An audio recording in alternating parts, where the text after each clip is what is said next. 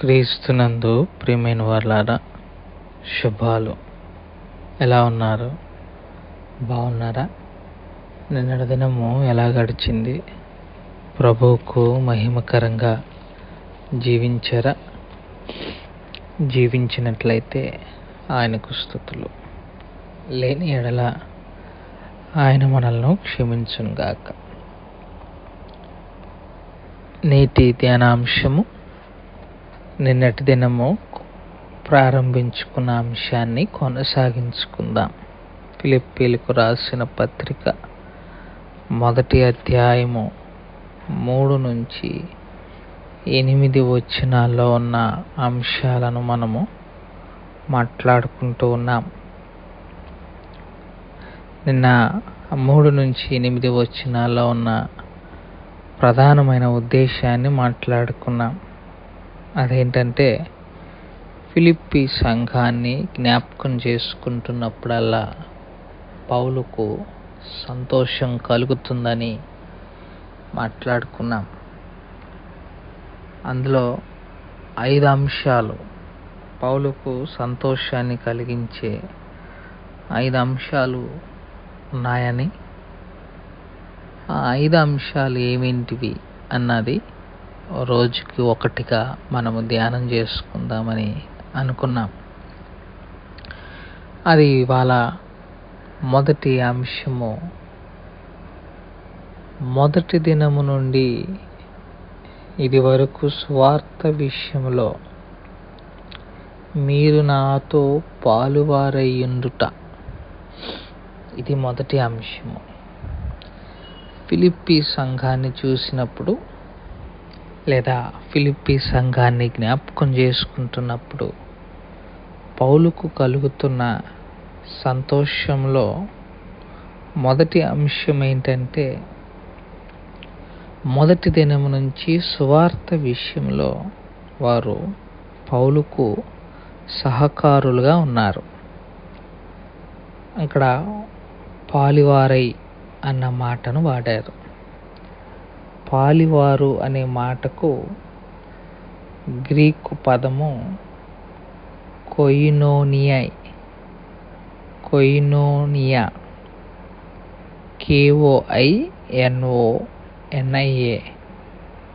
Koinonia అనగా fellowship అంటారు లేదా షేరింగ్ అంటారు.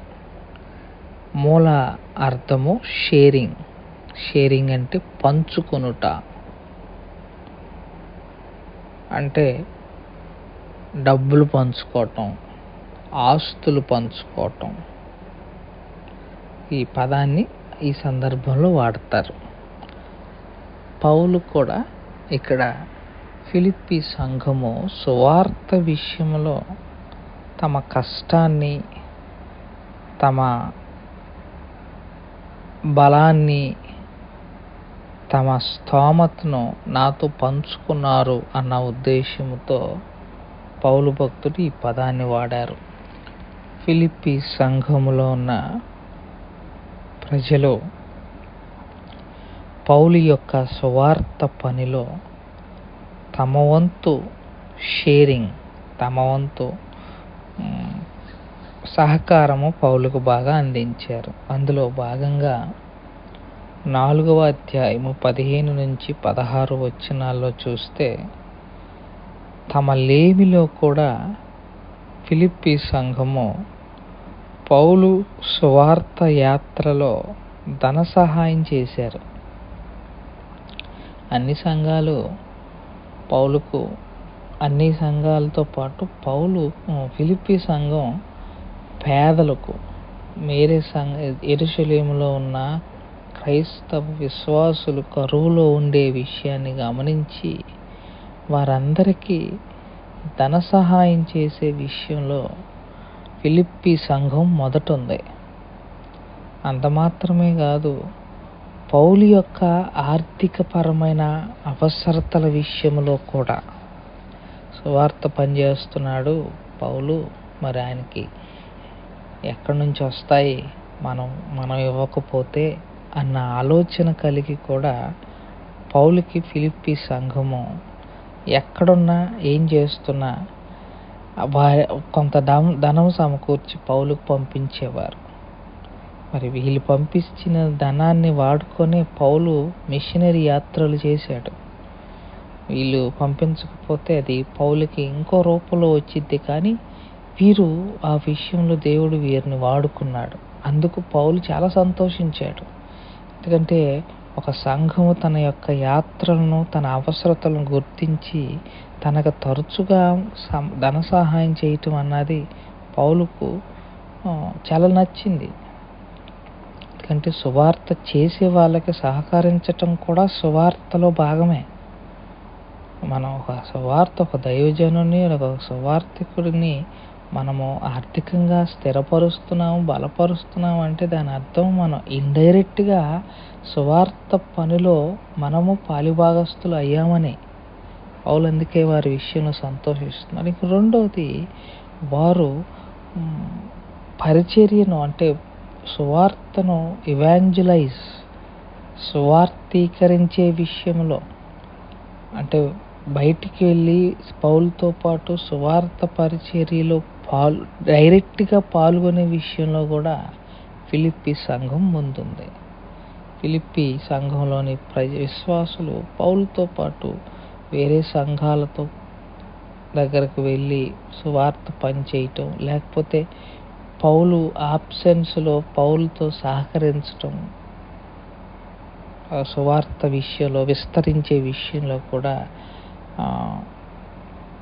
ఫిలిప్పీ సంఘము పౌలుకు సహకారంగా ఉన్నట్టుగా మనం చూస్తాం. వాళ్ళు పొందుకున్న రక్షణను ఇతరులకు పంచుకునే విషయంలో ఫిలిప్పీ సంఘము ముందుంది. దాని విషయమై పౌలు సంతోషించాడు. విలియం హెన్రిక్సన్ అనే వేదాంతవేత్త ఒక కామెంటరీ, ఫిలిప్పీ పత్రిక మీద కామెంటరీ రాస్తూ, ఒక విశ్వాసి ఇంకొక విశ్వాసితో షేర్ చేసుకోవాల్సినవి లేకపోతే పంచుకోవాల్సిన 8 అంశాలు రాశాడు. ఫిలిప్పీ పత్రిక యొక్క కామెంటరీ ఆయన రాశాడు. ఆ కామెంటరీలో క్రైస్తవుడు మరొక విశ్వాసితో పంచుకోవలసినవి, సువార్త విషయంలో పంచుకోవలసినవి ఏమేంటివని 8 అంశాలు రాశాడు. ఆ 8 అంశాలు జస్ట్ మీకు పరిచయం చేస్తాను. అంటే మనం పొందుకున్నది ఇంకొకరికి పంచాలి. మనం ప్రభువు నుంచి రక్షణ పొందుకున్నాం. ఈ రక్షణను ఇతరులతో పంచుకునేటప్పుడు ఒక 8 అంశాలు మనం పంచుకోవాలట. అందులో మొదటిది కృప. దేవుని కృప మనం ఇంకొకరికి చూపించలేం, కానీ దేవుని కృప గురించి మనం ఇంకొకరితో పంచుకోవాలి, షేర్ చేయాలి. ఏ విశ్వాసి, ఏ సహోదరుడు కనిపించినా మొదట మనం చెప్పవలసినది దేవుని కృపను గురించి. ఆయన కృప అంటే అర్హత లేకపోయినా అర్హులుగా మనల్ని ఎంచటం. మనం రక్షణ పొందామని అంటే ఆయన కృప, అది దాని గురించి మనం చెప్పగలగాలి. ఎఫెసీ 2:8 ఉంటుంది. మనం ఆయన కృప వల్ల మాత్రమే రక్షింపబడ్డాం, కానీ మనదేం లేదు అన్నట్టుగా దాన్ని పంచుకోవాలి. రెండవది, మన విశ్వాసాన్ని, మనకున్న విశ్వాసము ఇంకొకరిని రక్షణలోకి నడిపించటానికి సహకారం పంచుకోవాలి. జైలు అధికారి నేను రక్షణ పొందాలంటే ఏం చేయాలన్నప్పుడు అపోస్తలుల కార్యగ్రంథం 16వ అధ్యాయంలో పౌలు భక్తుడు చెప్తాడు, నువ్వు విశ్వసిస్తే రక్షింపబడతావు అని అంటాడు.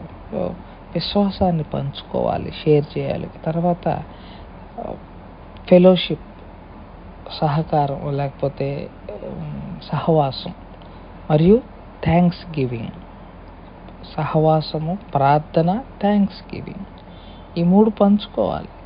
సహవాసం కలిగి ఉండాలి, అది షేర్ చేయాలి. ప్రార్థన విషయంలో ప్రార్థించాలి, కలిసి ప్రార్థించాలి. ఆ తర్వాత దేవునికి కృతజ్ఞతాస్తుతులు చెల్లించాలి అన్న విషయాలను మనం పంచుకోగలగాలి. ఈ అంశాలు మనం కొలస్సీ 3:17, ఎఫెసీ 5:20 మనం చూస్తాం. పంచుకోగలగాలి. ఆ తర్వాత ప్రేమను పంచాలి. దేవుని ప్రేమను ఇతరులతో షేర్ చేసుకోవాలి.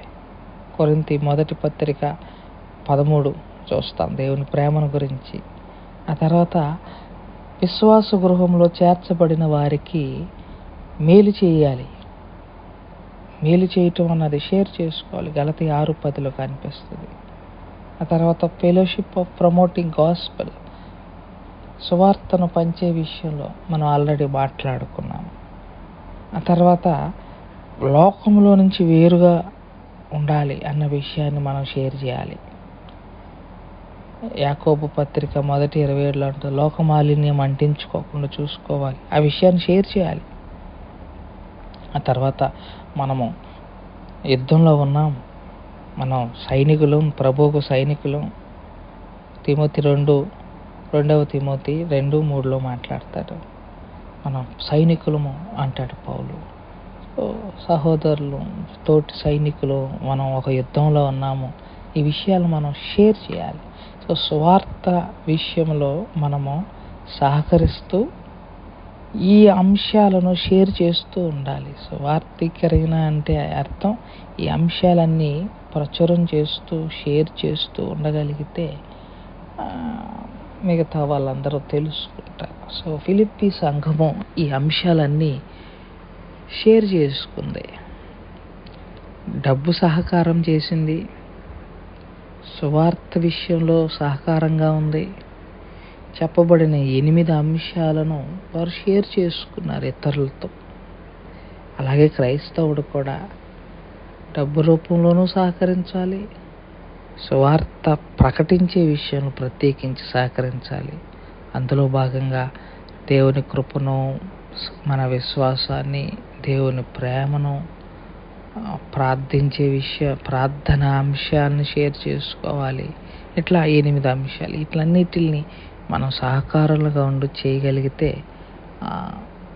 అది దేవునికి సంతోషాన్ని కలుగజేస్తుందని మనం చేసుకుంటూ, పౌలు సంతోషించటానికి మొదటి కారణం ఫిలిప్పీ సంఘము సువార్తీకరణలో పౌలుకు సహకారులుగా ఉన్నారు.